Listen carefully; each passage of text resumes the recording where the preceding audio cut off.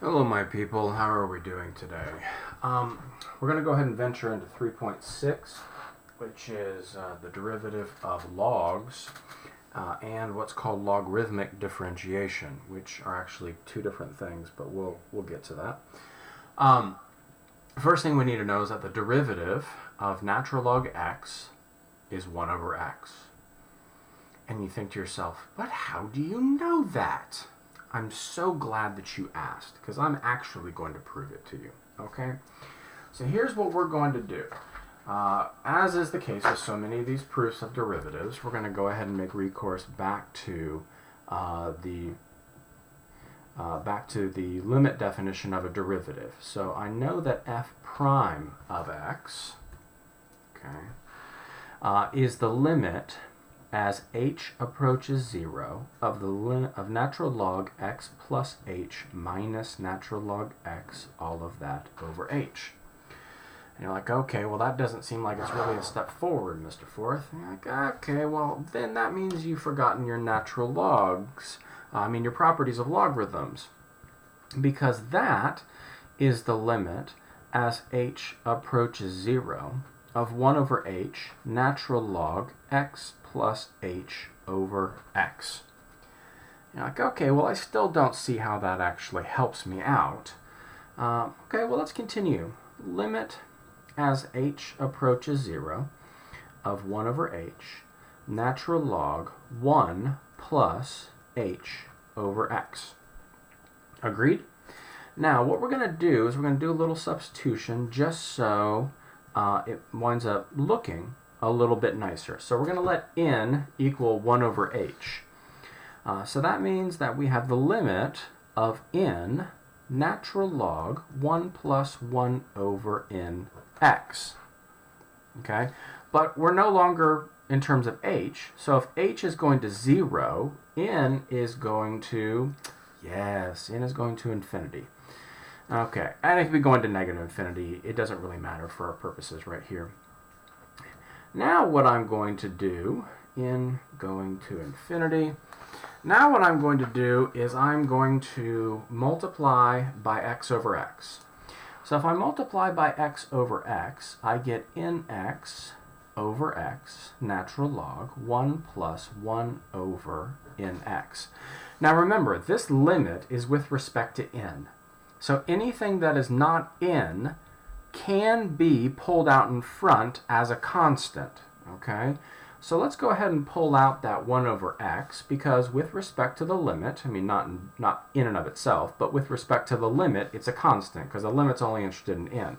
And then, by my rules of, by my properties of logarithms, I'm going to take this, and I'm going to pop it up as the exponent.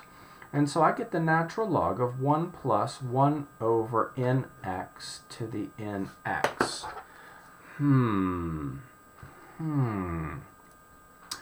What does that look like to you? That should look familiar.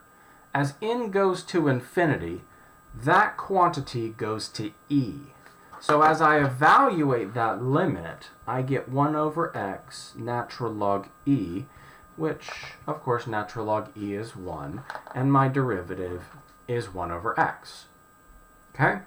Now, if you didn't follow me on that, that's not really a huge deal, okay? All you need to know is, if you didn't follow me on that, then you just need to believe me that natural log x, the derivative of it, is 1 over x. Okay, well, what about other logs?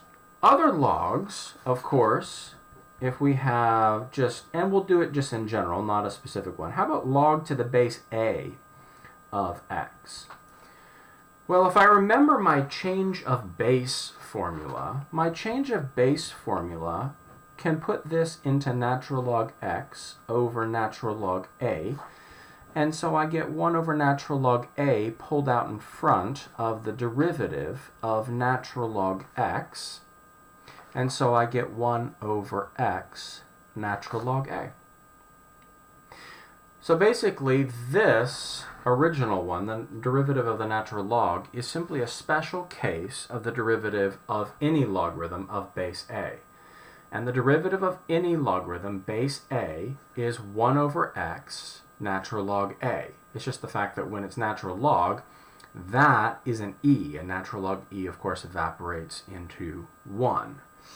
So now that I have these two, I can go ahead and start doing problems with respect to derivatives of logarithms. And it should be relatively straightforward. Here's the thing, though. If you do not remember your properties of logarithms, you know, those things that I put on cumulative quizzes again and again and again and again. Yeah, I kind of did that for a reason. So go ahead and I would go back and look at those. Okay. Well, let's say I have y is equal to x natural log x, and I want to take the derivative.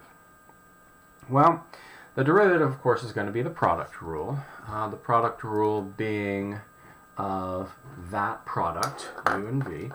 So let's go ahead and dy dx is equal to x times, so that's the first, times the derivative of the second, plus the derivative of the first times the second. And I'm going to get 1 plus natural log x.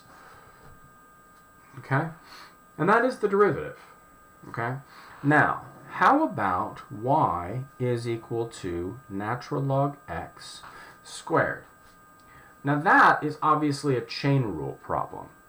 And as such, I know that that's something squared. Okay?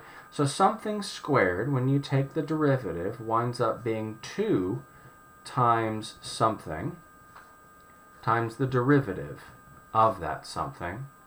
And of course you can clean this up if you want, and it becomes 2 natural log x, all of that over x. Now, you need to be very, very careful, because these two are not equal. Not the same thing, right? This is the whole function being squared, and actually there are some books that will actually shorthand it like that, the same way we shorthand a trig function squared. Okay? That would be an indication that the function is squared. This is an indication that the argument of the logarithm is squared. Now, if the argument of the logarithm is squared, then we can certainly do something about that. We can go ahead and say, well, it's chain rule. Natural log of stuff is 1 over stuff times the derivative of that stuff. 2x. That winds up being 2 over x. That winds up being a lot simpler than I thought it would be. Oh, but wait. This bad boy, you remember, is basically just that by my properties of logarithms. And therefore, I could have just dragged the 2 along for the ride as a coefficient and wound up with exactly the same thing. Okay? So the same way that when we were given trig functions, of which we were asked to take the derivative, we had to stop and think before we did, because there are oftentimes a way of simplifying the function such that I didn't have to jump through any really nasty hoops in order to kind of get to where I needed to be. There is, however, a danger in using those because of the mix-up between these, okay? This, by properties of logarithms, becomes this, okay? This does not. That's natural log x times natural log x.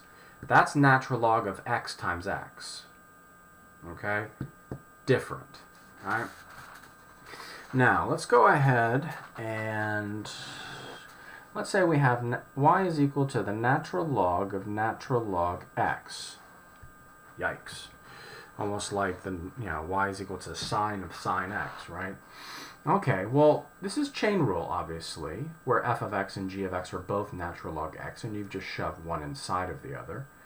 But when I take the derivative, I know that I'm taking the derivative of natural log stuff. Well, if I'm taking the derivative of natural log stuff, and we've already done one of these, but let's go ahead and make it explicit. If I'm taking the derivative of, with respect to x of natural log x, it's 1 over x. But if I'm taking the derivative with respect to x of natural log u, where u, as it usually does, just stands in for some, for some arbitrary expression with respect to x, then it's 1 over u times u prime, or just u prime over u, okay? So we're going to go ahead. Our u in this case is this interior natural log x. So we have 1 over natural log x times 1 over x, okay? Where this right here is my 1 over u, and this right here is my u prime. Then all I have to do is just put it together, 1 over x natural log x, and we're done, okay? That is your derivative. Now, that's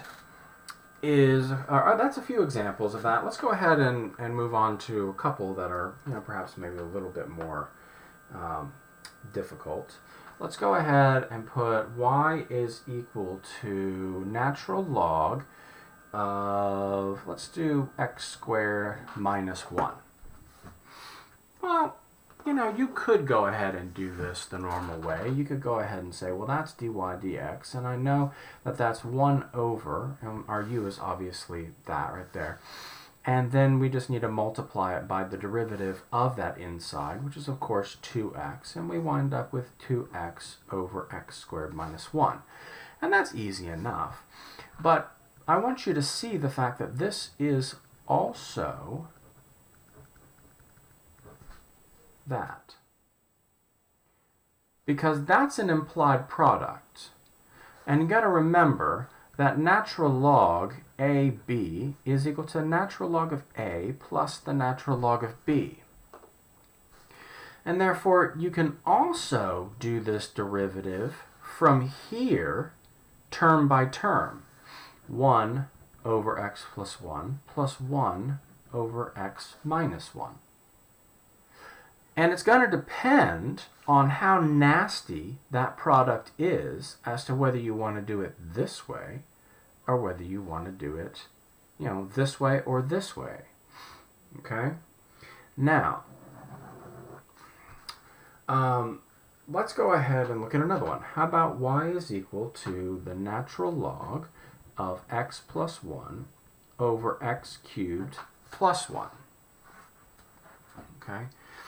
Well, here's the thing. Simplifying this one is a very good idea, because the moment you get to the derivative of the inside, that's the quotient rule, and you really don't want to deal with the quotient rule if you don't have to. But something tells me, oh my gosh, that denominator factors as the sum of 2 cubes. Another thing that you probably are not really keeping in the forefront of your mind. Okay? And therefore, this is the natural log. And notice I haven't taken the derivative yet. This is simply me changing the form. Okay? And so that's the natural log of x squared minus x plus 1 to the negative 1, or negative natural log x squared minus x plus 1.